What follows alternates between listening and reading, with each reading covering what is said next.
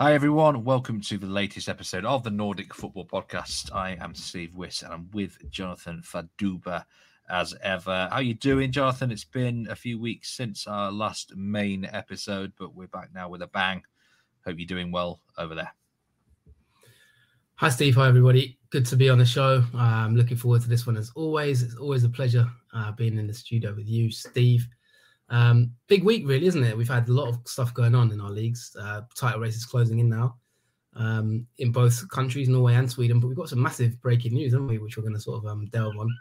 We get this every now and then, don't we, Steve? Sort of some news pops up out of nowhere. Some might remember a couple of months ago, Mileta Rajovic, a big move to Watford went through, and that we dedicated some time to that to sort of feed the Watford fans. But I guess you'll be the man to break the news, and then we're going to have a little analysis of the big breaking news tonight in Sweden. Do you know, it's uncanny, isn't it, how many times we record on the same night that like some really big breaking news takes place. And this is once again, this wasn't part of the itinerary last night, was it? Let's just say that one. But Martí Cifuentes, the Hammarby manager, has been appointed by QPR as their new boss. He takes over from Gareth Ainsworth. And, this is certainly not something I expected, really, because although Cifuentes has been linked with some jobs, especially in Scotland, I think Aberdeen were linked with him regularly, the likes of Hearts, those sort of clubs. I certainly didn't expect an English Championship side to come in straight for Martí Cifuentes, but he's there. He's going to be tasked with a tough job, I think, at QPR.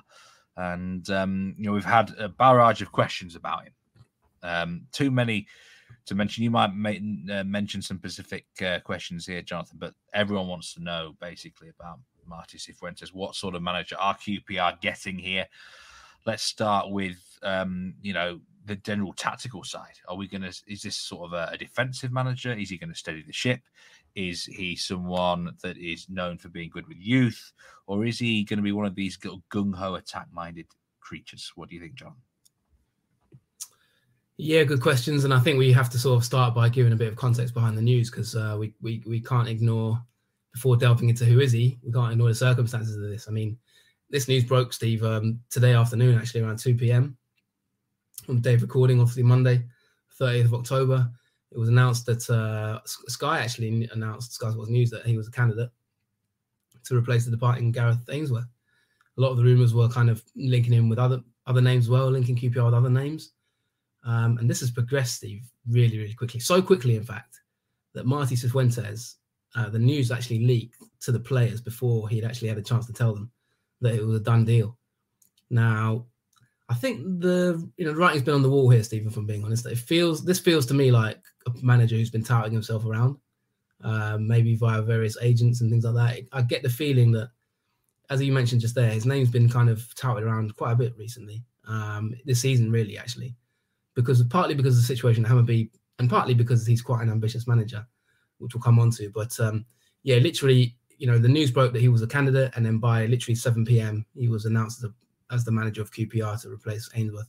QPR obviously struggling at the moment in the Championship, not having the best of times. Ainsworth went there, has had a mixed fortunes. The irony of this game was, Steve, that Hammarby actually played a game today. So it's been announced on the date in the middle of their match with Sirius, who they played tonight. They drew 2-2. They were 2-0 up and threw away a 2-goal lead. So maybe there's an element of that in it. And if that's his final game, then it will obviously not the best way to go out, really, throwing away a 2-goal lead late. But so essentially Marty came out after the match and said to the media that he's sorry for the way it broke. He planned to tell the players, of course, but because of it all leaked, some of the players actually called him and were asking him before the match, like, what's happening? Are you staying? Are you going? He was asked before the match, like, what's your situation? And he told the media, like, no comment.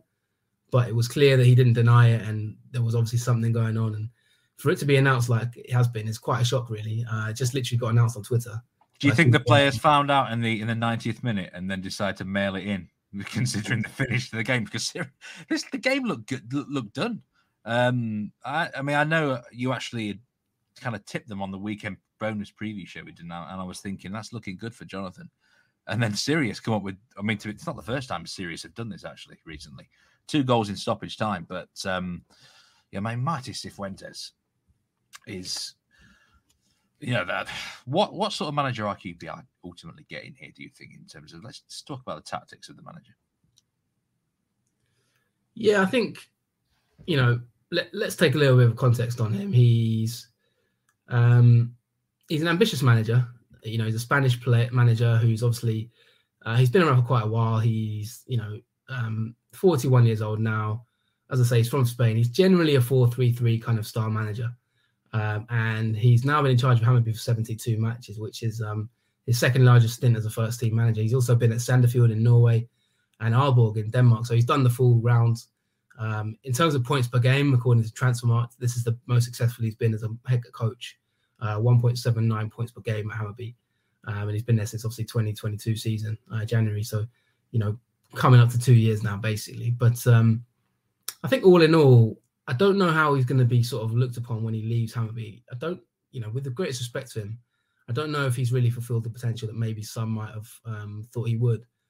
I would describe it as not really partly his fault. I think part of it is because of the ambitions of Hammarby, which we've talked about a lot on this podcast, Steve. We've said that, what do Hammarby really want to achieve this season? And they're not really challenging for the title. They're kind of upper mid-table, aren't they? And they are a big club. They're one of the biggest clubs in Sweden in terms of attendances. They're one of the biggest, big three. They get really strong attendances in Stockholm. But they're always a club. I've likened them in the past to kind of Spurs. They're a bit like, when it comes to it, they flop. They've been in a few title races over the past few years, and they play nice football, good, attractive sort of style of play, but they tend to sort of let you down when it counts. And Cifuentes was sort of brought in to change that, but he hasn't really done that, to be honest. I think they have still flopped on occasions. Before he joined, they were a very entertaining attacking side, and when he joined, he continued that. He's a 4-3-3 man. I think tactically he is very astute and he is very clever, and he's a good sort of one-to-one manager and coach. Last season he had about a year ago or so, he had a problem with his father passing away, and that was a really tragic part of the story at Hammarby. He had to deal with that and manage whilst dealing with obviously the passing of his father, which he spoke about openly, and it was quite an emotional time for him. And he got through that, with admirable quality. But I think the expectations of Hammarby have kind of fluctuated over the past year or so. You'd think there'd be a club challenging for titles, but they just haven't been. And a lot of that is because of the academy system at Hammarby. They bring in a lot of young players. They buy a lot of young players and then sell them on. They're very sort of proactive in the transfer market. And their main model of operation really is to make a profit in transfers, I think, really. And sometimes it's like that sporting ambition versus, selling players on, because sometimes they sell players too early when they, to be able to sustain a title challenge. But yeah, he's a 4-3-3 man, I would say. He's that kind of Spanish style of play. Juega de posición. He likes playing passing. He's a very technical manager. I mean, I've seen him a lot at Sandefjord. One thing that I always will say from his time there, and I'm not entirely sure if this continued at Hammarby, is that he definitely coaches players upwards. As in, there's certain managers in the game who are not necessarily known for improving a player's level, but this guy is definitely, I've seen, he's dramatically improved players under his disposal, whether that's him or him and his coaching team as well. You've got to give them some credit. But I think I mean, it's like chalk and cheese. Gareth Ainsworth and from Gareth Ainsworth to Martí Cifuentes is like going from night to day. This is like, when Leeds hired Bielsa, really. It's a massive change at QPR. There will be some QPR fans listening and wondering, genuinely asking who the hell is Martí Cifuentes. Some will think, oh no, we've gone down this route. We've gone down an unknown manager route. But they are getting a very, very good technical manager. They can expect some good football on the ground, can't they? Yeah, and I think you make a good point there in terms of developing players. And I think that's one thing that QPR fans could be quite excited about, because they've got some players in their squad. I mean, there's a player at QPR who I really like, and I've actually tweeted about 2 years ago. Sinclair Armstrong is a forward who I think will play in the Premier League one day. He's a young talent at QPR, Irish youngster, and I've seen him play non-league in my work as a consultant in non-league. And when I saw him playing non-league for Aldershot, I said he's going to play Premier League football one day, and he's already now a regular in the Championship. And I'm interested to see how someone like Cifuentes can manage that kind of player, because he's a real talent. Now, when you say that, Steve, you automatically, an example that Swedish fans will think about is Nahir Besara. Now, for me, he's a fantastic example of Cifuentes developing a player, because Besara was sort of a player who's been around the blocks in Sweden. He's been abroad, come back. He's been at Örebro, had a middling career. And Cifuentes turned him into the best player at Hammarby, basically, turned him into the main man, creative fulcrum, and he really blossomed in his older years, really, to be honest. He's, in his 30s now, and he's really, really blossomed as a player, become their main attacking fulcrum. And I think he actually got the best out of Basara as a player, Cifuentes. And there's also been a lot of players he's developed that have moved on. Let's talk about Williot Swedberg, for example, who went to Celta Vigo for nearly a record transfer. There's been a lot of other players that he's developed at Hammarby that have gone on to big moves, partly because of their talent identification, but of course Cifuentes is managing them day-to-day on the coaching ground. So I think that is a key element of what he might look to do at QPR. I think QPR fans can expect a more enterprising style. I think he will be much more aggressive, sort of in terms of attacking football, than Gareth Ainsworth. Gareth Ainsworth, everybody knows he has a set style of play. I think Cifuentes will try and be a bit more enterprising, a bit more expansive.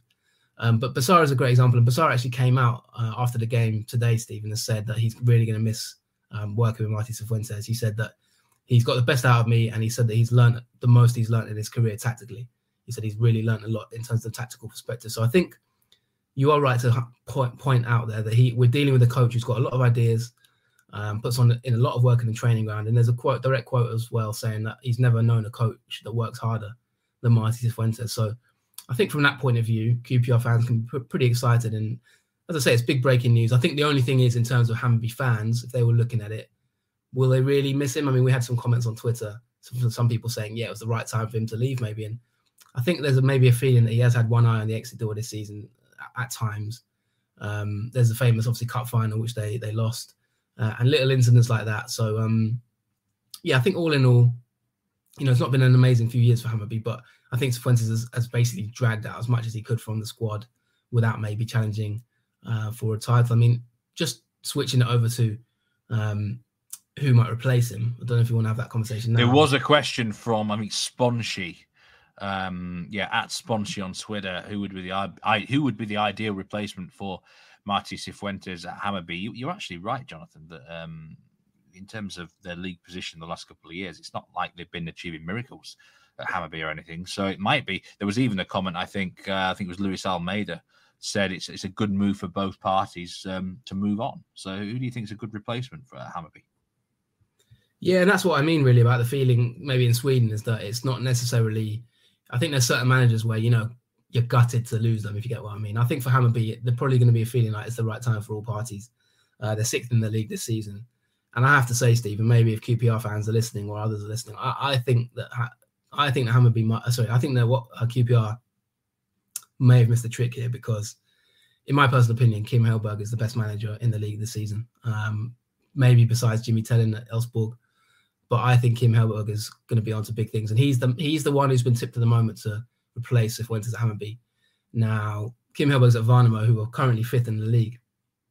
Now, this is a team with the smallest budget, one of the smallest budgets in the league. As of last year, they only had 2 full-time staff. We had their assistant manager on the podcast, David Cellini, last season. You can go back and listen to that in the archives about a year ago. And the tactical work that David Cellini and Kim Hellberg have done at Värnamo has been nothing short of outstanding. They actually post a lot of their clips, training ground clips, on how they improve players on Twitter. So if you follow David Cellini, you can actually see some of their training ground work, and it's really inspirational. And I think Hammarby should go all out to get Kim Hellberg as their new manager. The reports are that he's on an expiring contract. He's not signed a new deal at Värnamo. There's rumours that he may want to leave. I think he's one of the next big coaches in European football, similar to sort of a Graham Potter type. He's basically done the job of Graham Potter at Värnamo, because Östersunds is a very similar kind of model, up through the leagues. Obviously, he joined when they were promoted, but he's really revolutionised their style of play, kept them up, and now in the second season in Allsvenskan ever, they're about to finish maybe 5th or top 6, which is absolutely incredible for their budget. Every player he works with, he's developed. So, I think that Hammarby are going to go all out to get him. I do wonder if, for QPR or someone like that might eventually take him as well. I think he could go on to play manage abroad. But in terms of Martí Cifuentes, I think it's a good move for him. Fantastic career move. As I say, he does have that ambition to coach at a higher level. So I think he'll be really wanting to grab this opportunity with both hands. He will. I do think he can manage in the Championship. Don't think it's too big an ask for him. I think he will probably grow with that opportunity. So I think he's good enough in terms of his managerial ability to get this chance. I think he deserves it. But at the same time, he kind of does leave Hammarby with a sense of maybe didn't quite achieve as much as he would have wanted to achieve maybe when he took the job. Why is it so hard to achieve things at Hammarby? I don't think they won the the league for a long time. In fact, I think they've only ever won it once, maybe in their whole lifetime. I think they did win a cup in the last decade. I'll need to check this actually, but they're actually a really big club, though, aren't they? You feel like the potential's there for them. You know, there's no reason why they can't, you know, compete with the likes of Ike or Djurgården, you know, to be the best club in Stockholm. So just explain why it's such a challenging club and why it will still be a challenge for anyone new coming in, because ultimately they've been this selling club in recent years as well, which doesn't help stability. Yeah, I think they're just sort of a sleeping giant. I mean, we've seen Tottenham Hotspur this season. You know, we talk about them, but they're top of the league in the Premier League at the moment. And maybe it's a similar situation. I said they're kind of the Tottenham of Allsvenskan. Maybe they're kind of waiting for a big manager to come in and completely rejuvenate the club. They've got the infrastructure, they've got the fan base, they've got the scouting capabilities. But as you say, I think one thing I have questioned about Hammarby in recent years is what's the direction of the club? What do they actually want to achieve? Do they want to win titles? And I don't see that in their general direction that they go. They signed a lot of players. They went into the season, I think, with one of the youngest average ages in the league, and that's kind of part of the problem. It's like they kind of, you know, is the focus kind of just on selling players really and developing them and selling them. They sell players quite early as well. They tend to give them 6 months, maybe. Sometimes there's been players, Steve. You know, you'll remember certain cases like Kosunu, for example. I think played like 4 or 5 games. I don't know if it was exactly Kosunu, but they've been players in the past that have played 5-6 games for Hammarby and left. So I think they're quite driven by market forces. I don't think they're really in control of their transfers at times, or maybe that is their remit. You know, you look at some clubs who have a sporting priority, teams like Malmo and others, Häcken in recent years. You know, they've had a sporting priority. They want to sell players as well and trade, but their priority is to win titles. I haven't really seen that from Hammarby in recent years, and that's maybe where they're going wrong a little bit. But it's a massive opportunity. It's a massive club. As I said, they average around 20,000 attendance per game, so they have a really big fan base. That's, in terms of Swedish football, that's quite high. They're in Stockholm. They're one of the Stockholm big three, but they are kind of looked upon as like the little brother of the Stockholm three. You know, they've got AIK, you've got Djurgården, and then you've sort of got Hammarby kind of underneath them. And although they do have success in the derbies at times, they're kind of looked at as that little brother who don't really challenge. I think they need to change that really. And, you know, they're miles ahead of AIK this season because AIK have had a really bad year, but you know, they still need to address that. I think it's a big club.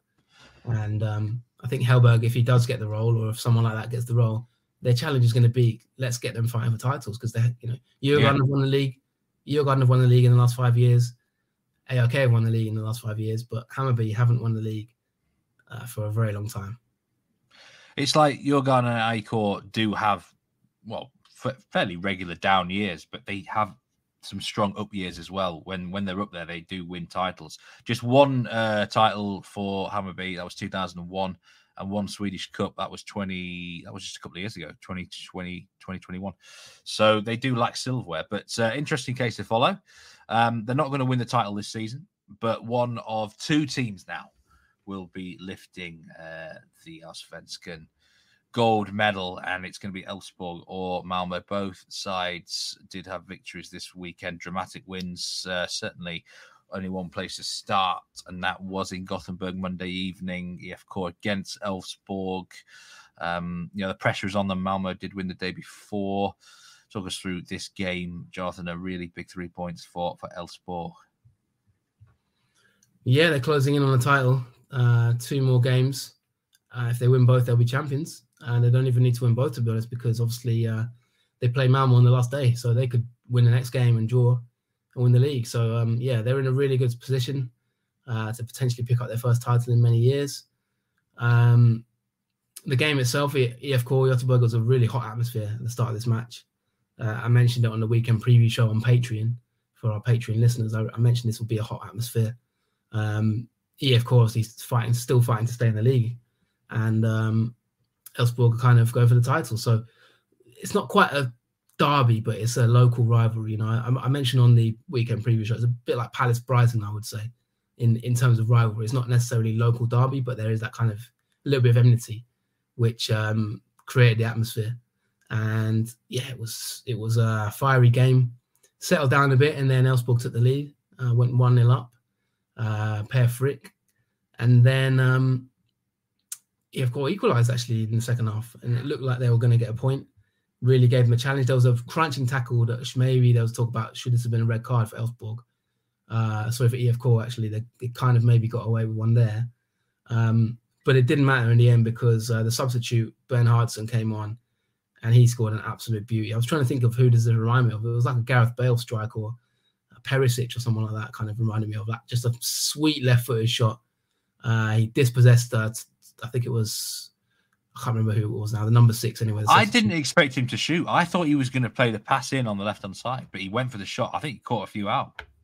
Yeah, he dispossessed the number 6 for EFK, who was on as a sub. It was a poor move, actually. Poor defending from Trondsen, actually. Anders Trondsen, who come on as a sub.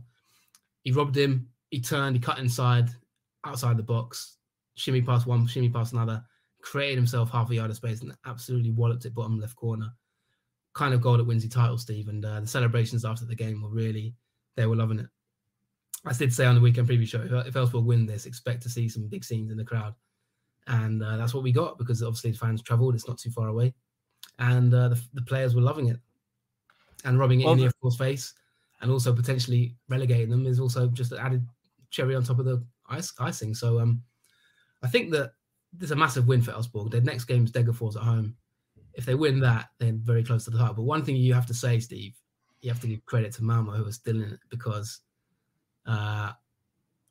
if it did go down to the last day, Steve, I think the last thing Elfsborg want to be doing is playing Malmo. So watch this space. Yeah, it's yeah, you're right. There was a lot of all I kept seeing, the TV cameras kept panning to Johan Larsson, who was subbed off in the 83rd minute, and they kept. I don't know why he didn't go to the bench or anywhere. He was just standing up, and for a minute I thought, has he been sent off here or something?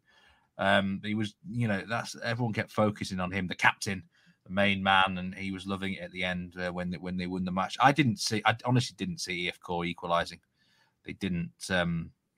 It didn't look like it, but they got they managed to get that leveler, and then that's a big goal for Elfsborg because now, if Malmo don't beat Häcken away, and it's a 2:30, so it's a 2 p.m. kickoff time, UK on the 5th of November, then Elfsborg will know if they beat Degerfors a couple of hours later, they're champions. So the pressure is massively on Malmo now. They've got to go to Häcken and win to guarantee themselves going into the final game of the season. So, they did get a good win there themselves. 1-0 at Norrköping can be a tough place to go. Isaac Keita-Telling came up with, he'd been on a bit of a dry run, but they got a 1-0 win, and that just is so Malmo, isn't it? I think when they're at the best this season, that defence has been keeping clean sheets.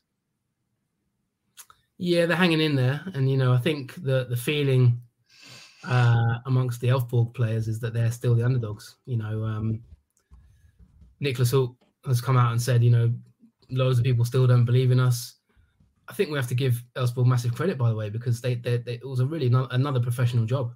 Going to EFK is not easy. I mean, they battered Häcken, for example. EFK, I know they're not having a good season, but it's still quite a tough place to go, really, especially when they're sort of fighting to stay alive. And I think Elfsborg have shown a lot of maturity that a lot of people didn't expect. And he said, we've always been underdogs here, no matter what year it is, and we'll enjoy it. And Jimmy Tennant also came out and said that the squad's calm, there's still points to play for, and no one's really. I think Jimmy Tennant has to take a lot of credit because he's kept a very relaxed group. I haven't seen them panic yet. I haven't really seen them sort of get carried away, and I think that's been one of their biggest strengths. They've got quite an old squad. There's a lot of experience there, like Larsson, like you said, Hult. There is a lot of maturity in that team, and they do play in a mature way. Actually, the way they controlled some of the EFK game tonight in Gothenburg was really impressive. I would say that Malmo, they just keep plugging away, and like you say, the defense has kind of been what's carried them through. I think that the manager has although he's implemented his style from Kalmar, I wouldn't necessarily say that it's worked on all cylinders. They have got the best possession stats, but I still think that they haven't quite got the balance in terms of the attacking strengths. I mean, I saw a comment earlier today on Twitter, someone saying that, is this one of the worst years ever for goal scorers in Allsvenskan? Because I think Keita-Telling scored his 13th goal of the season, Steve, this weekend, and he's the top goal scorer in the league after 28 games. That's a surprise, isn't it? pretty poor, to be honest. I mean, there are mitigating factors for that, which I could explain if you do ask. But I think that my point is that Malmo, although they're sort of hanging in there, it's not like they've got a 20-goal forward. It's not like they have like flying attackers who are doing everything. Everyone's put in their fair share of the work. Nanasi, Vecchia, Taha Ali, they have got a lot of players in that team, but there's no like main star. They're not ripping teams apart very often. Even some teams like Varberg Boys, they didn't really batter them. So, but at the end of the day, the thing with Malmo is it's Malmo, and if they, they're going to be like a tiger waiting to pounce. And if they can beat Häcken in next week, I think they're going to go into that Elfsborg game quietly confident of basically like WWE, Money in the Bank, steal the title on the last day and run off. And I think that is something that would maybe play into Elfsborg's minds if it did come to that. Yes, that's a big game next week. Häcken against Malmo, and Malmo have to win it to guarantee themselves a shot into it. It's still in the hands of both sides. If they win both their last two games, they're the champion. So it's kind of good for both at the moment. That's a tough game, though. Although Häcken now, will they be a soft opposition? They're out of the title race. They had a disappointing loss to Mjällby. Didn't surprise me, this one, on the back of a Europa League game. They were well outplayed. They still need a couple of points to guarantee third place, though. So they're fighting for that. They have the best home record in Allsvenskan, 13 wins out of 14. So I can't imagine Malmo are going to have that match handed to them on a plate, are they? But Häcken, the game's done. The defense of their title is now over. Are they going to be bang up for this game, though, still?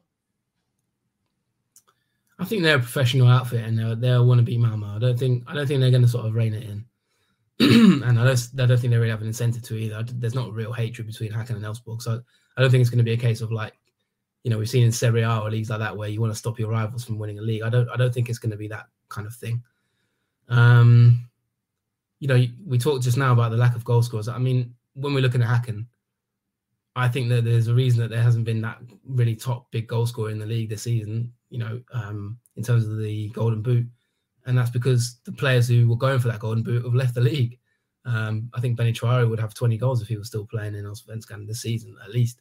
So, he's now sort of on the bench at Sheffield United. I saw him playing in the 23s game a few weeks ago. So, massive move for his family and future. But obviously, from a sporting point of view, could he have waited 6 more months?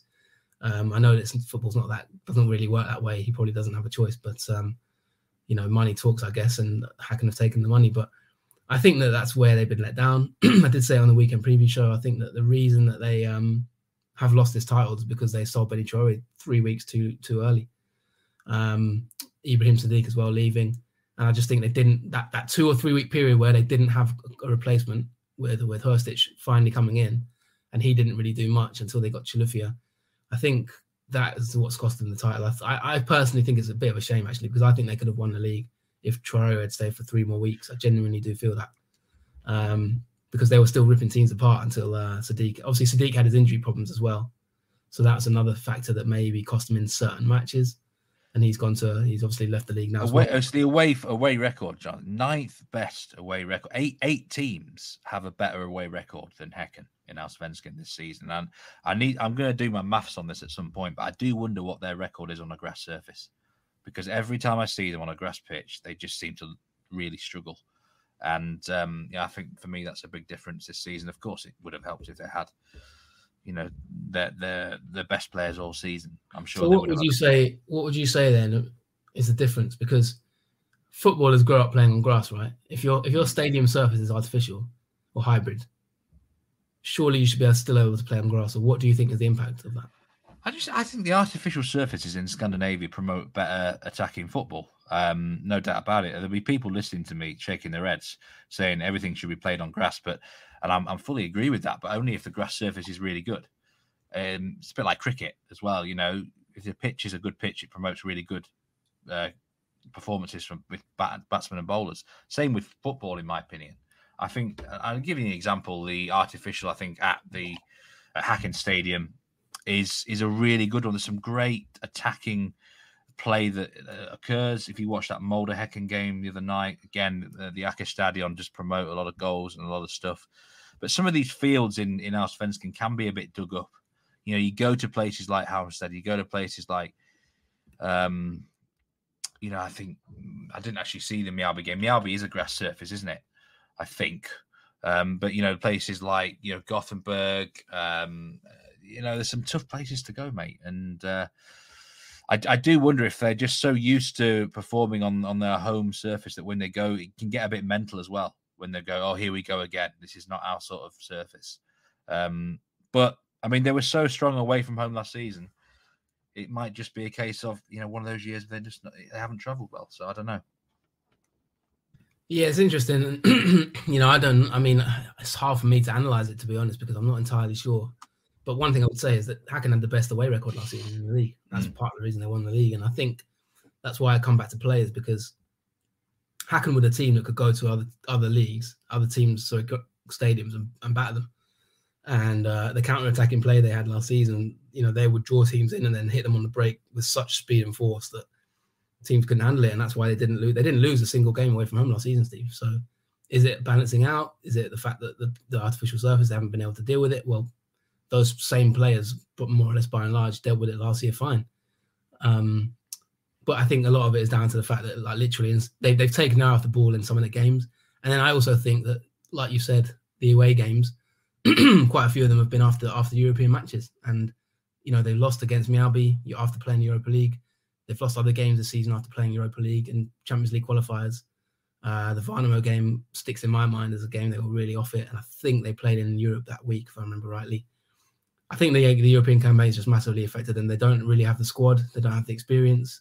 And like I say, they've sold a couple of players just literally just a few weeks too early. They should have maybe had Chulafio in when Traore left, and that might have saved them. But at the end of the day, they'd only ever won the league once in their history. Happened last year. That was their first ever time. So to go back to back was always maybe quite a big ask for a club of their size. But I do actually think that they might have a little bit of regret when the season ends that they didn't quite keep in it, because I think they could have won the title. All right, well, let's move into the relegation battle talk then before we finish the Swedish section. And just a quick shout out before we talk about this. One of the pre-season favourites for relegation were Värnamo. They're up as high as 5th. I mean, they are an unbelievable story. I'm sure we're going to have to give them a significant segment of our podcast at some point, probably in a future episode, especially if they do end up finishing 5th. So well done to them, a great run. But down at the bottom, some miserable results again. I mean, these 3 teams, 4 now really, EF Core on a bad run suddenly. But Varberg, I mean, we knew they'd gone, and Degerfors played out a 1-1 draw. I actually watched this game. You wouldn't believe it, Jonathan. I had my eye on this game, and I think both were just really poor. They just can't finish chances. Bromma-Poiken are lost again, but they are the team currently favourite to be in the playoff. You just wonder, are Degerfors going to get another victory? EF Core aren't safe, although they've got a much better goal difference down there at the moment. It often seems to be the case at this stage of the season, but it's a miserable-looking table down there in the bottom 3, Jonathan. Yeah, I mean, it's miserable for the teams that are down there. I mean, Degerfors, I thought they'd get out of it, to be honest, Degerfors, and I'm a little bit surprised now with 2 games to go that they're still, as it stands, they're going down automatically, which is a big worry. Varberg are already gone. Bromma-Poiken I really worry for. I think they're just on a losing cycle, and I can't see them stopping the rot, really. I've got a feeling that I think one of Bromma-Poiken or Degerfors is going to get automatically relegated, and I think the other one will go into the playoff. I think EF Core just about safe. Massive game this week, EF Core against OE Core, by the way. OE Core pretty much survived, but I think it's like by the skin of their teeth. I think they've been quite poor. Another poor result this weekend, 1-1 against Halmstad. Good result for both teams in a way, because Halmstad, that point, it makes it a 5-point gap now from the relegation playoff, and they can't be automatically relegated. So that was a big result for both of them, really. But, OE Core should be doing slightly better, in my opinion. So, yeah, I mean, we're down to sort of 5 teams now, or 4 teams, really, realistically. EF Core still not out of it. I think, they only need one more win to be sort of guaranteed. But, another defeat this weekend. And, I think the game this weekend, obviously, Elfsborg-Degerfors is massive, but I worried for Degerfors. Can they really get something from that game? I'm not sure. they have had a tendency at times, Degerfors, to pull out an upset when they need it, but there's just a few games in recent weeks, like the serious game that they threw away. There's just been certain games they're throwing away or not getting points. This Varberg game, really, they should be getting 3 points there. Already relegated Varberg, who are not really interested anymore. And I am worried about them, but also Bromma Poikina are falling at an alarming rate. I mean, you'll tell me the game's coming up. They've both got 2 games left. I struggle to see either of them getting out of it. I think EF Core probably have just about got away with it. Yes, I tell you what, it would be really interesting this weekend if Bromma Poikina, they go to Mjällby, and if they were to win that match, then I think the pressure then starts to really go on EF Core against Core on the Monday. And then the final round is Varberg against EF Core, which a lot of listeners might think, well, that's an absolute bank of 3 points. But as you pointed out before, that's a local derby, isn't it? And Varberg showed against Degerfors that they've nothing to lose now. They'll have a go. They try to win that game more than Degerfors did. Degerfors really struggled. I think they've got players missing, like you said. And I think they're gone. Degerfors, they've got Elfsborg away. I just can't see them living with Elfsborg, even though, pressure can do weird things. And then the last game for Degerfors is Mjällby at home. And I just think that's the last team you want, because you know what Mjällby are going to be like under Torstensson. They will play right until the 95th minute of the last game. He will not allow them to slacken off. So I think they're in massive trouble. Bromma is an interesting. Bromma could they go to Mjällby and get a win and catch them off guard? I don't know. It's hard to make a case for these teams getting many more points, isn't it? So it might be as you are, and now really the interesting thing is looking to the Superettan table, who gets into the playoff, and it looks like it's going to be Gais, Utsikon, or Oster, is going to finish second or third. So all to play for. Yeah, and of course, if EF Core did somehow find their way into that relegation playoff, they could potentially play a local derby against Gais or against even Utsikon, who are a much smaller club, tiny club in that region. Traditionally a third tier club, really. To be honest, they were actually EF Core's feeder club for a while, not too long ago. I think at least 5-6 years ago they were a feeder club to EF Core, and they could be playing them for a place in Allsvenskan, which would be absolutely incredible. But it looks like EF Core just about done enough. Jens Bertalascu, firmly on the pod, looks like he's just about rescued them with some of the signings, actually. The likes of Santos, Macaulay have come in and done really well. Bromma Poikina, Steve, I have to be honest, they're probably the one team this season I just can't place. I can't really. We've not spoken about them a huge amount. Sometimes they do quite well. Sometimes they're poor. Games that I've expected them to sort of win, they haven't. Like, there's been times where they're just a team in general I don't like predicting or being anywhere near around their games. I remember one game, from a fantasy point of view, fantasy Allsvenskan, I think I loaded my team full of players thinking that they'll beat Bromma Poikina. I think it was a Hammarby game. Loaded my team with Hammarby players and Bromma Poikina beat them. So it's like they're really hard to sort of pinpoint, what exactly to do with Bromma Poikina. So I could see them getting some points from those last two fixtures that you just mentioned, but at the same time, I could see them getting no points. It's really up in the air. They've had some injuries as well themselves. They've had a few players leaving and players going out of form, the likes of certain players in their squad who sort of started the season really, really well and then tailed off.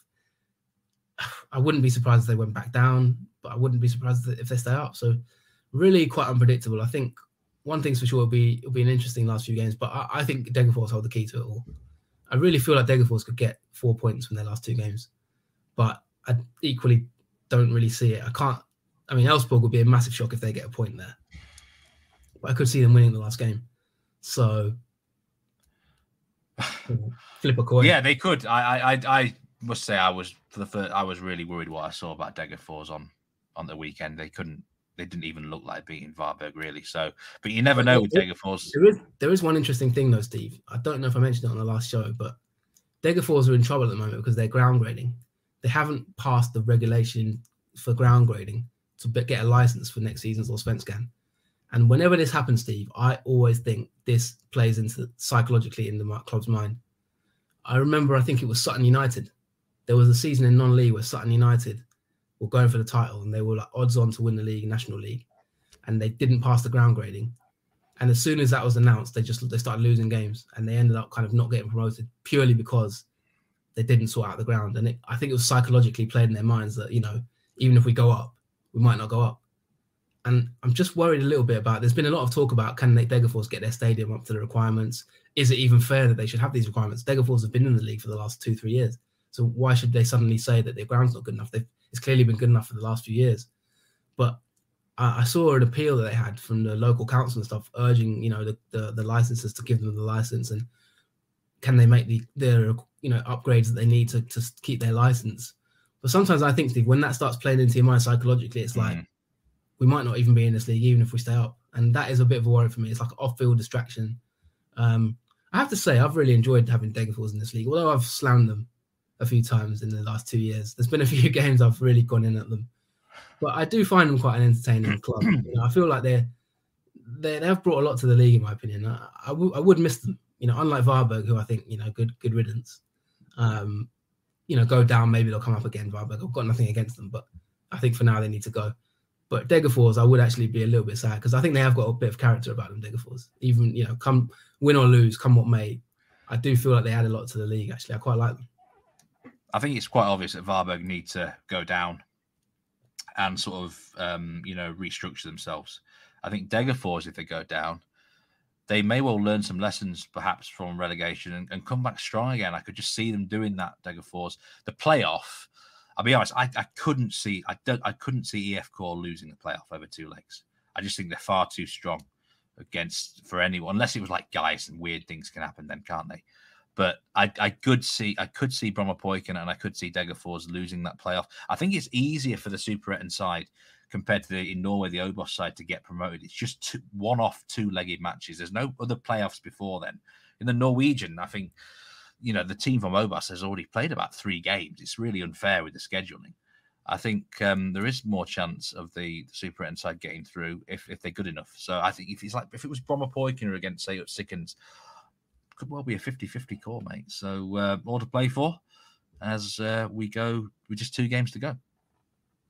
Yeah, and the final little thing I just want to touch on this week is just the transfer talk. Now, we've had a lot of transfers in our lifetime, Steve, talking about rumours. But it's normally a link to a big European club. Normally Belgium. If we're lucky, Turkey or the Netherlands. But, 9 times out of 10, it's Belgium. But maybe sometimes Spain. And actually, increasingly, England now. We've got championship moves. Cifuentes, Ibrahimovic, Benny Traore to the Premier League. But an interesting move that's come up on the radar this week, I just have to report, according to one source, is linking Tashreeq Matthews, who's been one of the best players in Allsvenskan this season, actually, especially below the top 3, maybe, clubs. It's been linked to the move, Steve. Can you guess where? This is going to be somewhere random, isn't it? This is unexpected. I'm going to say somewhere in France. No, it's not Europe. So, last I checked, France were in Europe. Saudi Arabia. Nope. This is very niche territory, Steve. He's been linked with a move, obviously being South African, to Kaizer Chiefs. Oh, really? The famous football club / rock band. So, Lucas Radaby's old club. Yeah. Now listen, sometimes I do criticize Allsvenskan players for moving abroad too early or for choosing the wrong club in terms of their career move. But I wouldn't mind seeing a Kaizer Chiefs move there. That does appeal to me. I mean, would that be a step up or a step down from Sirius? I'm not sure. I guess wage-wise, it could potentially be a bigger wage because they are a massive club in South Africa. So I don't actually know if that would be a step up or down. I guess it depends how you look at it. But I quite like that move. But yeah, that is interesting. That is very out there. I mean, I know he's South African, so that makes sense. But I just think from a career point of view, that's an interesting one because I would be very curious to know the wage structure versus Sirius and what they pay. If anyone does know, please get in touch and tweet us at Nordic Football. Let us know because I'm curious to know if that would even appeal to Matthews or would he want maybe. He's a sort of player who's had a good season, been one of their main players. I could see him getting a move to like a Italy Serie B or, kind of like Netherlands, maybe Belgium. But that's quite boring, isn't it? Kaizer Chiefs, that's interesting. That's different. That is very interesting. So, yeah, I just end on a postcard. Part 1 on that interesting note. Yeah, Sirius, that is of course, part 1. Did it again against Hammarby. Came from 2-0 down late on. Castigan again. Just like he did against Degerfors, I think. Oh, no, it was Sogrel, actually. But, Sirius this season, very unpredictable. And there you go. Yeah, we will finish part one on that note. Join us after the break, where we're going to talk about the Eliteserien and some big results on Monday evening in that league. So join us in part two, please.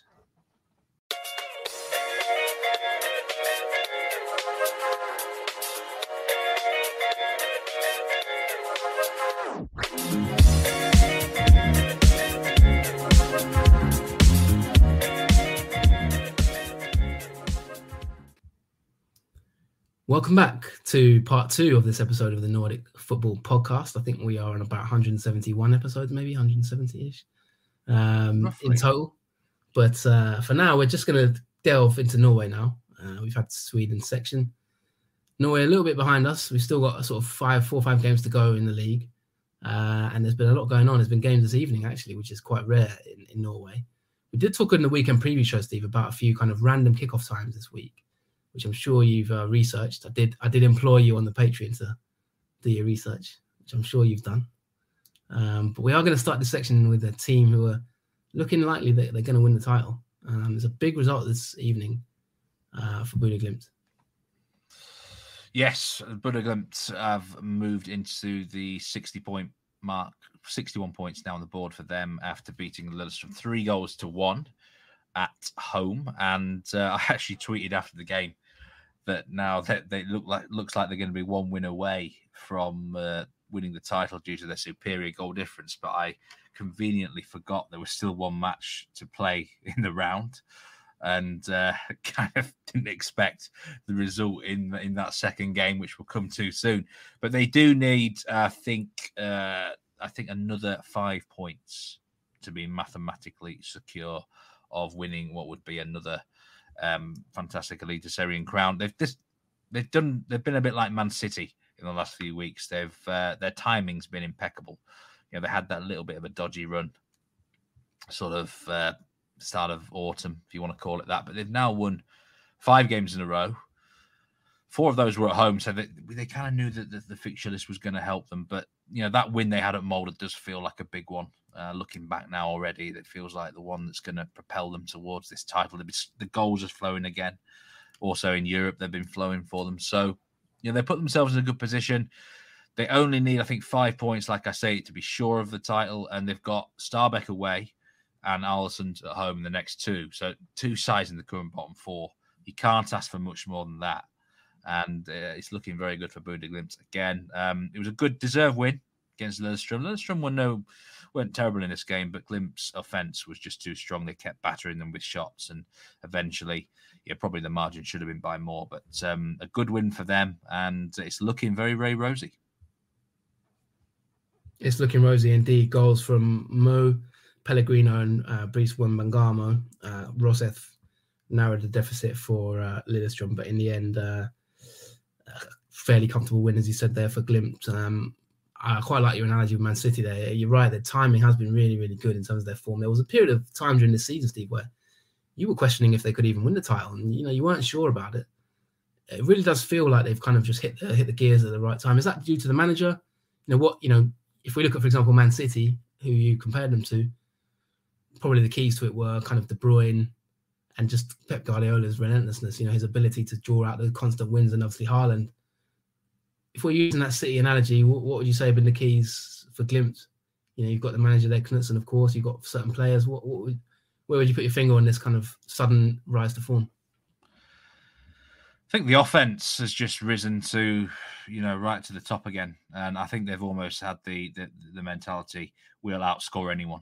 And I think when you're in that sort of mentality, a team like Glimt are really dangerous. There haven't been many clean sheets around at all, which tells its own story, but they've been scoring goals for fun. So Pellegrino's really stepped up recently, as you'd hope he would, the best player in the league, technically. Apart from perhaps Magnus Wolff-Eikrem. It's been a brilliant run for him. But they've really embraced the fixture list, Jonathan. They haven't moaned about, playing in Europe, travelling and stuff like that. They had, cup matches as well, domestic cup matches. And I really thought they were vulnerable in this period. I really did. But they've just knuckled down and they've really produced a great set of results. I mean, in all competitions now, I think it's 7 wins out of 8, with the 1 loss coming against Club Brugge. We'll let them off that one, I think. So Yeah, fair play to them. I will say this, though. The opposition have they've not not gift wrapped them on a plate, but they've made life easier. Viking were well up there, and they've kind of bottled it, really. Brann had I think Brann's run was just too late. They won 8 in a row, and now, they've dropped points against Sandefjord. Tromsø, looking back now, I mean, if they had just beaten Ålesund at home instead of losing to them, they'd only be 4 points behind. So I think all these other teams can have some regrets. Even Molde, perhaps, if they'd beaten Glimt, at that stage they might have stayed in the title race. So I think all those clubs at times can have regrets throughout the season, especially Viking and Tromsø recently. I think we're going to talk about the Tromsø match soon, but that tonight was really the first time in a while that I think a side's really just looked like actually applying some pressure back on Glimt a little bit. But there's not been enough of it in the last 3 or 4 weeks. Yeah, and as you say, four games to go, 12 points available. They're currently, that win sort of takes them to 7 points clear. So, it's looking, 12 points remaining, looking bleak for Tromsø. But, they're giving it a good go, aren't they, Steve? And there's been a lot of talk about them tonight, a lot of questions. I'm going to actually run through the questions on this because they all relate to one team. Odin's Creation, formerly I think known as Ted Cruz Ate My Son. Tromsø, are they the real deal? We've had a question from Big Sig at Big Sig 5, candidate for Listener of the Year. He says, Tromsø as it stands in second, will we see an Arctic Circle first and second? We've got other questions about Tromsø in general, Steve. There's a lot of them here that I'm trying to get through. Don't want to miss out any listeners. At Harry Nathan 404, Harry Nathan says, how do you think Tromsø could do in Europe? Maybe looking a bit too far ahead, maybe, but I don't know if you want to have a comment on that. Alex Ho, at Alex Ho YOW. Anyone who predicted Molde 1, Tromsø 4 is lying, with a laughing emoji. And then obviously a question from John Havard Vallerbrock. Hopefully I've got that correct. How big of a disappointment are Molde, according to you guys, this season in the league? Let's focus on that result, because tell us what's happened here tonight, Steve. It's been a bit of a shock, hasn't it? Yeah, Molde 1, Tromsø 4 is the final result from the Aker Stadion. And it's one of those games you're watching, especially in the second half, and I'm kind of open-mouthed. And I'm generally like, what the effing hell have I just watched here? I actually did say on the weekend preview show on Patreon that Tromsø were not a bad bet here on the nose for a small stake, but it was only because of the value in terms of the bookies' odds. I didn't expect them to actually come here and legitimately win, hands down. Now that's the best Tromsø performance I've seen this season. I couldn't believe it. That it was a complete. Only Moo got tactically outdone completely here, and Moo's an experienced coach. But Tromsø's movement and positioning for the players in the 3-4-3 system was just, they couldn't handle it. Molde were naive, and some of the defending and goalkeeping was poor in the second half. But honestly, it could have been 5 or 6. They were so dangerous on the break, and some of their counter-attacks were absolutely exceptional. And looking back, they're a really good underdog, Tromsø. They've won away from home against 4 of the top 6 now. They beat Glimt away. First team to beat Glimt domestically at Aspmyra Stadion in ages. They won 4-3 at Viking the previous week, which was a wild game. They came 3-2 down in injury time. They obviously won at Lillestrøm as well. And now they've gone at Molde and won and put 4 goals there. The only tough location they lost at was Brann. So really, you've got to you tip your hat to Gaute Helstrup, who's a brilliant coach. I mean, I'm looking at this squad on paper. It's nothing exceptional. I mean, Molde even signed a couple of their players this season. So it's a bit embarrassing from Molde's point of view, isn't it? So I for the first time, tonight, I was looking at that performance and like, bloody hell, if they keep this manager and if they get recruitment right, they could be up there challenging next season as well, because it's not an amazing 11, but he's obviously got a fantastic coaching pedigree, and he's improving, developing these players as well. So that was the first time this season tonight that Tromsø really made me sit up, and I'm like, yeah, fair play. They fully deserve the win. Yeah, goals from Malik Diouf, Mai Traore, and 2 from Lasse Nordis. And reply from Christopher Haugen to make it 4-1 late on. But Steve, I'm actually going to go back to the Glimt-Lillestrøm game, if I may, because I've just watched Pellegrino's celebration after he scored his goal tonight. Is there a bit of a history there? I know he played for Lillestrøm, but he's kind of, I don't know if you've seen this or any listeners maybe have caught this, but he's kind of ran off as if he's going to run to the crowd, and then someone's thrown something onto the pitch. It looks like a bottle, I think, or something like that, like maybe a plastic bottle. And he's picked up the bottle, and he's turned to the Lillestrøm fans and pretended to throw it at them. He's kind of like motioned as if to throw it at them, and then, pulled out his shoulders. Is there a bit of a history there? Or, I know you've just said he's the best player in the league. Just to briefly, before you go back onto Tromsø and Molde, but just wanted to ask you quickly about that. I saw that, and I meant to make a mental note to look it up later. I don't know. There was that racism incident when he was at Kristiansund. Now, I can't honestly remember what club that was against. If it was Lillestrøm, might be a reason for it. But I don't know, actually, at this stage of recording, whether there is a history of bad blood between the two sides there. Although if someone's just thrown something at you, you're going to be pretty pissed off, aren't you? So... Well, it looked as if it was the Glimt fan section who threw something. I don't know for sure, but I don't think there is no away section there. Well, there must be, because he's definitely gesturing at them to shut up, and then he takes the bottle and he turns back to the away. He turns back to that section and aims to throw it at them. But I think the bottle actually came from the home section for some reason. But obviously we don't want to accuse Lillestrøm if they weren't involved in that racism scandal. That probably I think the answer is you don't know, or we don't want to kind of like cast aspersions. Generally don't know, but there was obviously. But clearly, maybe it's just sometimes there's matches, isn't it, where you get rattled by some fans. I know that if I'd been a pro, Steve, I would have definitely been having a bit of that if I'd been a player. I think that's part of the fun of football. I have nothing wrong with that at all, as long as it's like good humoured. It's an emotional game, isn't it, Steve? And one of the things I hate about the Premier League these days is the way that any kind of emotion is like instant yellow card. You're not allowed to show any sort of like passion for the game. But don't get started on that. This is a massive, surprise, this result. And we had, like I said, we've had a significant amount of questions about it. Where do you sort of see, have you changed your mind a bit about Tromsø in recent weeks? Because you were quite critical of them at the start of the season, and then you wrote your Wisecout blog. Your tunes changed slightly. You did not expect them to go this far, but I sense a bit of a softening. Well, you can't knock that performance tonight. That's the first time my eyes have opened up. Like, I'm actually probably the first time I've taken them seriously all season. After 20. Yeah. I mean, how can you take a team? Look, how can you take a team seriously that loses at home to Ålesund? Ålesund had lost all the away games, and then they lose in round 24 at home to Ålesund. That's not good enough. If you want to be challenging for medals, how can you take a team seriously? So it's almost like vindication of where I always was all year. Then they go to Viking and win 4-3. Bit of a crazy game. Like, Viking had to go for it. And I'm thinking, fair play, they've come back. But that tonight, I thought, was a top performance in every department, from the players, from the manager, the lot. And I'm like, if you repeat that sort of performance, then consistently long term, the future is really promising. So, look, this season, I think it's too far. They're too far behind. It's not in their hands. And Glimt have got favourable fixtures. But I tell you what, it's going to be really interesting to see. Tromsø, I said in the Wisecout blog, they've got a hunger about them. They've been riled and pissed off that their arch rivals have had all this success recently.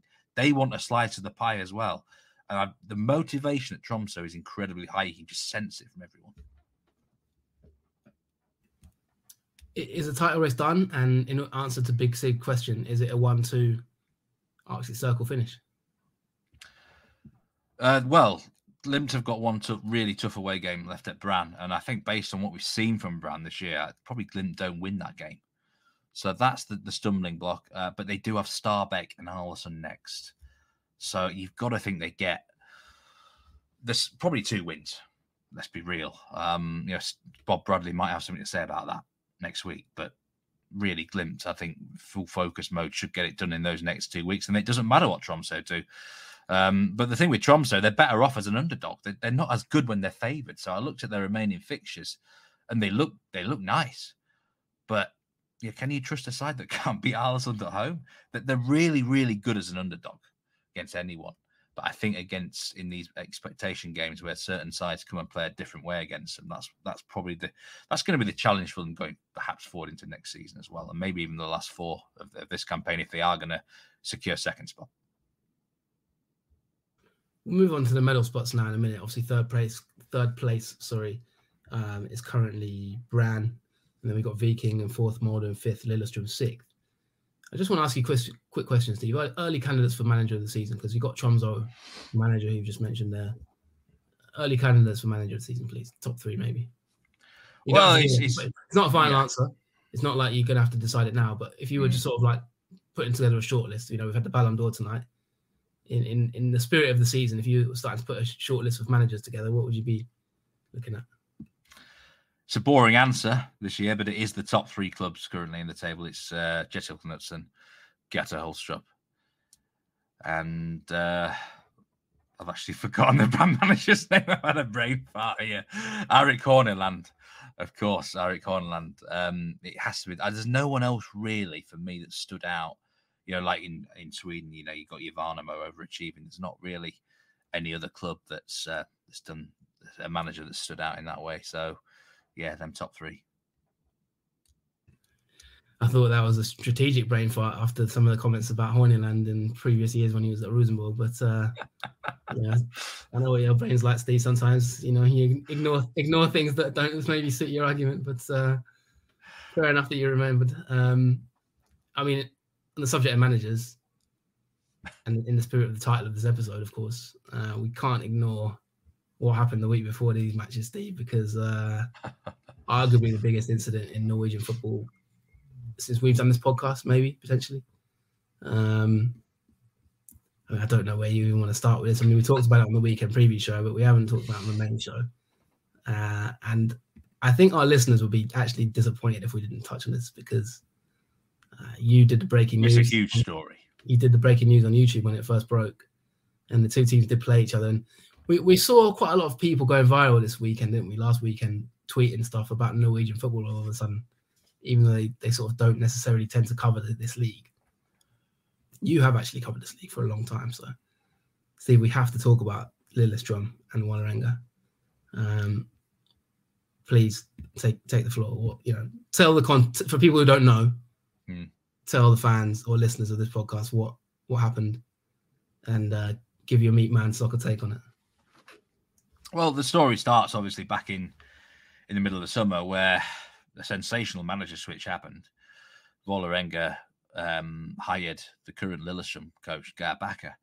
Now, the story, these 2 sides absolutely hate each other. It's arguably the biggest rivalry in Norwegian football these days.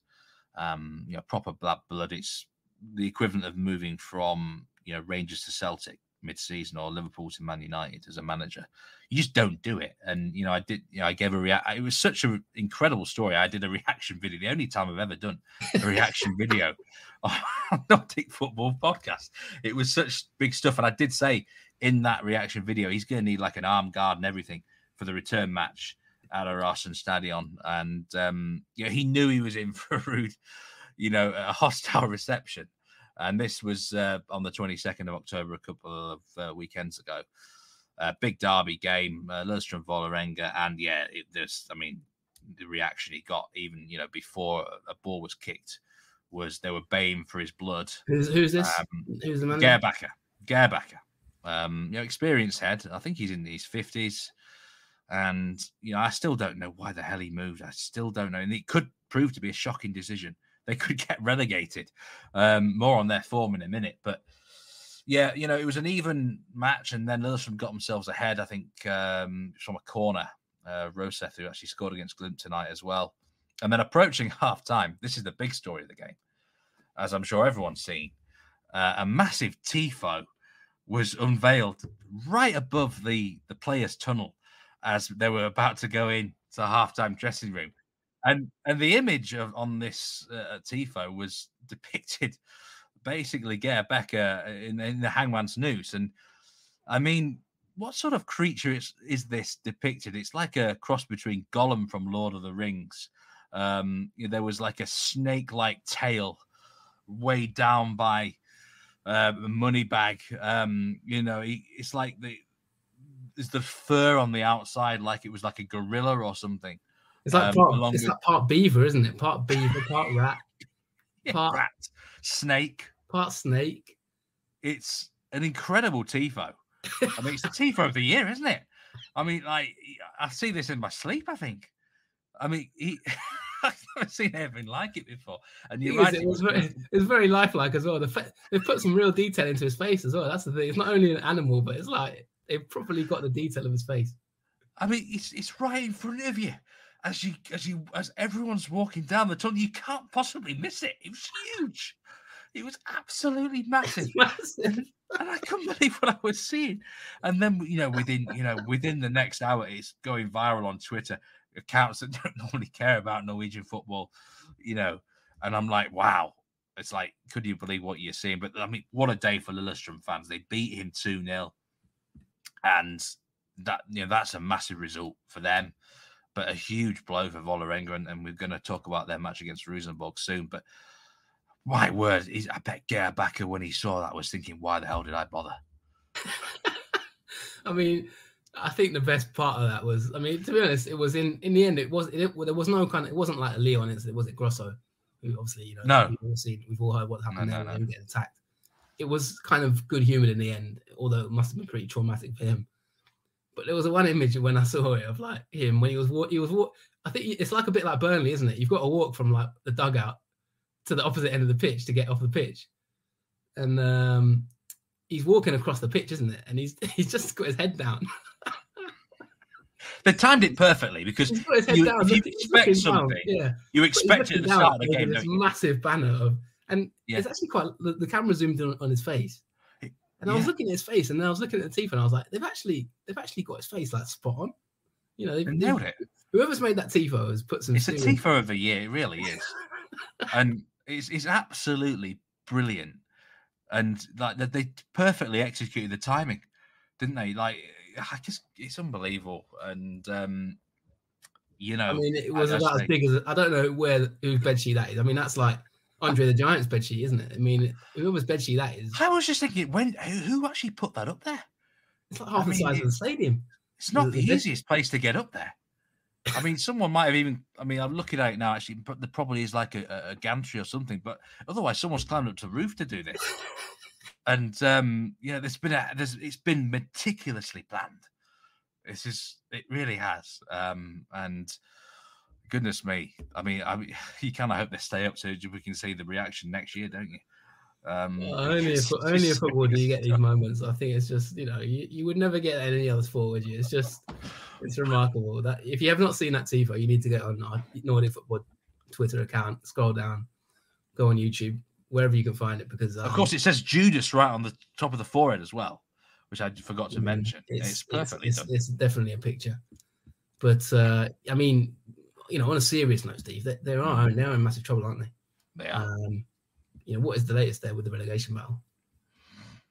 Well, I said on the weekend preview show, this is the one I got wrong. I thought Vålerenga would easily beat Rosenborg, but I kind of forgot how big a rivalry this used to be.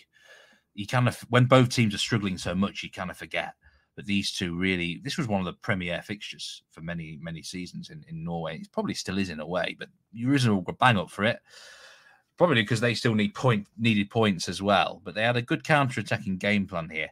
But really, Vålerenga missed their chances. And they've had a home record is shocking. They've got the worst home record. They've only won 2 out of 13 games at home with 9 losses. I think they feel the pressure of the fans. A lot of players were clutching at chances and missing them. They missed a penalty just after half-time. That would have made it 2-2. And that looks a massive miss now. If they score that, they might go out to win the game. But they've gone and lost against Rosenborg. And you know what I'm feeling now? It's one of those situations, you get this occasionally in certain leagues when a big club goes down there and is in trouble. And I think everyone's up for it against Vålerenga now. I think the rest of the league would like to see them go. So there's no dead rubbers now. I think even if they're playing like a mid-table side in the last 4 games, the opposition are going to be up for it because they want to see Vålerenga go down. It's got to that state. It sometimes happens, doesn't it? Where, if it was, say, Haugesund, you could easily down tools and be like, oh, I don't really care. It doesn't really matter if Haugesund stay up or whatever. It's Vålerenga in this story with Bakke. It's a huge story now. I think they're in for a really, really tough last 4 games. and I'm really starting to worry about them. Yeah, a word on Rosenborg, because in the weekend preview show, you kind of, we did sort of a little bit jokingly kind of talk about them maybe going down. And they've reacted quite well here with a decent win. I mean, one player caught my eye, Nelson, looked pretty decent. I mean, what's your assessment of Rosenborg after that game? Was it just a one-off good performance, or is it Vålerenga, lacking in confidence? What would you say about that game in terms of from a Rosenborg point of view? Well, someone asked, I think, a question of whether they should keep Svein Marlon as manager the next season. I don't think I would personally. Nothing against Marlon. I actually quite like him as a coach and a manager. And if they did stick with him, I wouldn't be opposed to it as such. But they've got to back him. They've got big problems with injuries, but they haven't been playing well. I mean, their goalkeepers saved penalties in both the last 2 games. So that, I mean, if those penalties are scored, suddenly Rosenborg are looking far less points than they've got now. But they did have a good counter-attacking game plan. I think the away fans really boosted them in this game. There was a big contingent that travelled down. I say it's quite a historical big game. So I think they felt the presence of their fans.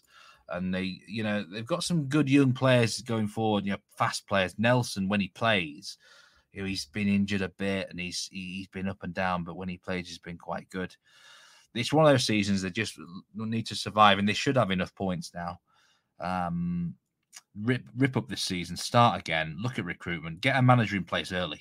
Don't mess around with that, and back the manager to a style that he wants. I mean, I wouldn't personally go with Marlon, but he does have an affinity for the club, and perhaps, giving him the right backing could be worth going. But, I mean, 10th place, that's not good enough.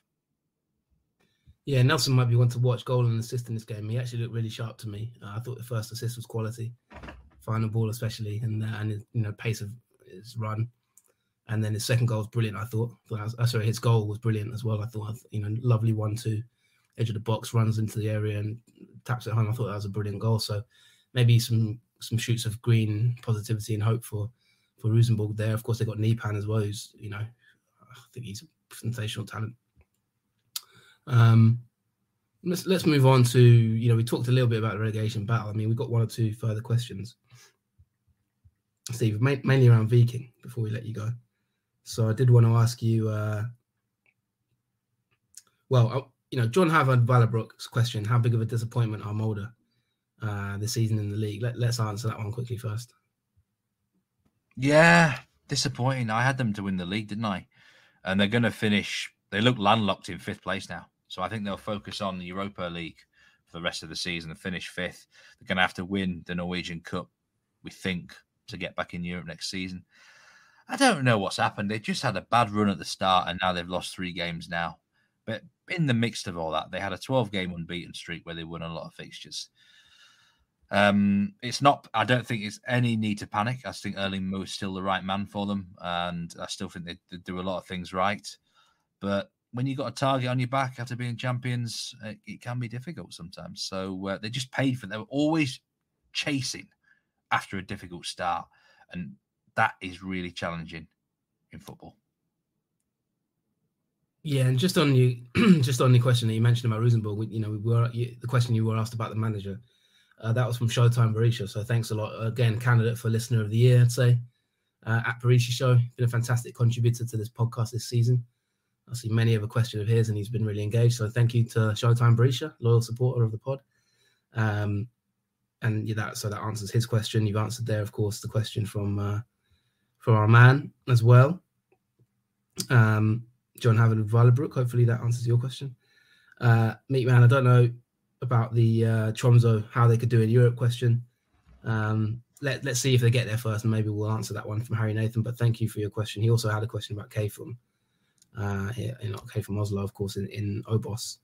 But I would like to move on to Viking. Question from Guppy Fish, Guppy FPL. What caused Viking to stumble? As simple as tiredness or fatigue? And that's in relation to their defeat they've had against Godset. Godset, yeah. I think it's a shame for Viking. I really do. I think they've not been terrible in these games. It's just, maybe they won a few close ones, and eventually you're going to lose a few close ones, aren't you? So, I mean, it's really hard to pinpoint it exactly, but I'll tell you one man who's been a big loss for them. David Brekalo, the Slovenian defender, he'll get in the team of the year, my team of the year at centre back. If you look now, in the last 6 games, he has only played 90 minutes once. And I think you can look back at these results, and that's a massive difference, isn't it? And the 90 minutes he played, they won. He's been injured. He's not been fully fit. I just think he's not necessarily just a good defender for them, but he's like a heartbeat of the team. He organises the rest of the defence. So it could just come down to, that is definitely a factor, but also experience of being involved in a title race. I said they didn't know when to stick or twist. Against Odd, they stuck and they should have twisted. Against Tromsø, there was panic that set in at times. They had a good comeback and then they blew it and then they lost everything in injury time. So just experience, Jonathan. I think they'll look back and they'll be like, yeah, this was maybe a missed opportunity. And they might not even get a medal now. I mean, how harsh would that be? I mean, they deserve a medal, really, but you don't get what you deserve sometimes. And there's teams like Tromsø and Brann wanting to get the silver and bronze as well. So I really feel sorry for Viking because what was a very promising season has turned sour. Yeah, it's been a good year for the underdog. Elfsborg currently obviously top, and in Sweden you've got Brann who've done so well, newly promoted, of course. Tromsø as well, a bit of an underdog, especially where you're concerned. Do have a question quickly from Lord Moldavort at L Moldavort on X or Twitter. How would you rate Eikrem's performance versus Häcken in the Europa League? We didn't obviously talk about that game on the main show. Molde 5, Häcken 1. Something that I don't particularly want to talk about really, but we did talk about it on the weekend preview show on Patreon, patreon.com/Nordic Football Podcast. So if you want extra bonus content, we do have that for you. We've got quite a few listeners on there who support us on that. Just very briefly, Steve, a couple of words on the game and obviously the performance from Eikrem. Well, I'm just actually looking at Eikrem's minutes now in Eliteserien, and I mean, I didn't actually realise he had played so few minutes this season. He's become like a Ledley King. He's not played more than 79 minutes in a single game this year. And this might be another reason why Molde have struggled at times. His lack of involvement, but there's no doubt about it. When he's on song, he's still technically brilliant and he's one of the best players in the league. And he ran the show against Häcken in that Europa League game. The difference between the two sides was the quality of finishing and decision-making in the final third of the field. Simple as that. And there's a reason, Magnus Wolf Eikrem, he scored directly from a free kick. I think there was an assist in there as well. He just bossed things around. And yeah, he's a fantastic player to watch. And I think Molde was wished that he was on the field probably more for them for whatever reason or other. And, but I'm sure they'll now protect him. And they're really going to focus hard on those last 3 Europa League games and hopefully qualify out of the group or at very worst finish third. Yeah, thanks for your question, Lord Mordor. Probably not an exaggeration to say Wolf Eikrem is, if we were doing a Hall of Fame, Steve, I think he'd make it. He's been at Malmo since we started this pod. Obviously, moved on to Molde. He's had a troubled sort of last few years off the field. I'd say he'd be a candidate for Hall of Fame. I wonder who else would make our sort of Hall of Fame if we were doing one. I definitely can think of a few, but maybe we'll save that for another day. Maybe Christmas episode, when we have a few shandies. I think that'll be it for this week's show. Most listener questions we've addressed. So I think Harry Nathan, maybe if you want to ask your questions about Tromsø again next week, because we have talked about them quite a bit, and obviously Kay from Oslo, we can maybe have a look at Obos. We did cover Obos a couple of episodes ago. Just a quick one, Jonathan, on relegation. I'm not going to give predictions or lowdowns on that, but this might be a bit of a curse of the meat man, because you asked me a question. I think it might have been on the last show. Which 2 teams are you more confident that can get out of trouble? And I said HamKam and Vålerenga, and I don't think either of them have got a point since. So apologies to both out there. I think Tom Dent's going to be sending you the bill at some point. Well, it's like as soon as I've opened my mouth, it's turned disastrous for both. especially Vålerenga, since most comments of mine. At least HamKam have got a little bit of a cushion. What's your? I mean, we haven't talked about HamKam too much in recent weeks. What's your current take on them? Like you just said, they've just gone off the board a little bit. Well, they just lost 2 games, 3-0 at home to Haugesund. Who someone asked a question about Haugesund's resurgence. They've just timed it really well again. They just have a knack of getting out of trouble. Probably a good change of manager there. I certainly didn't see HamKam losing at home 3-0 to Haugesund, and then 2-0 away against Odd. Those looked like games that were very, very possible to get points out of. I don't really know what's gone wrong. I've looked at the stats; they look like they've got outplayed. I've seen the highlights, and they've made probably mistakes at the wrong time. They'll cut. There's 4 games left, and there's the sort of team that kind of surprise you actually when you least expect them to. So, but those were matches that I at this stage I actually thought HamKam would be in Haugesund's position, and we're probably talking about them being pretty much safe, but not to be. Yeah, and of course, for those who just sort of wondering, the table's currently looking like at the bottom of the league. Of course, the table's currently looking like we have Arlesund rock bottom, 16th place, Sandefjord as well in the relegation zone, Vålerenga in the relegation playoff currently in 14th, followed by Stabæk and HamKam, and then Haugesund, and then Rosenborg. So, a 1 point gap between Stabæk, who were just outside it, and Vålerenga inside the relegation playoff. So, about 7 points between bottom of the league and Stabæk there in 13th, and then HamKam. 2 other points. The playoff, I always think the playoff really helps Eliteserien teams with the scheduling. So if you finish in that playoff, I think you've got a really good chance of staying up. And I think whoever does finish in that spot will have some sort of momentum to go into that playoff. Secondly, Stabæk, Bob Bradley, he's 4 unbeaten now, and he's brought his son over. You might have seen this. Michael Bradley, who just retired from professional soccer, played his last game for Toronto. He's come over as an assistant manager, and I think it's voluntary. I think he's getting paid or anything. So interesting addition to this backroom staff. At the minute, they're grinding out results. So the 2 Bradleys in it together now for the last 4 games at Stabæk. Double Bradley. I think I've seen managers buying their sons, but I've never seen manager making their son assistant manager. I don't think that's quite a new one.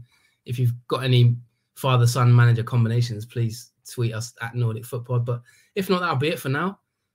We shall be back soon, of course, but hopefully that gives you your Scandinavian football fix for the week. My name's Jonathan Fadugba. Of course, you can find me at JF Football, FUTBOL on Twitter, or X, as you want to call it. And Steve, where can we find you these days?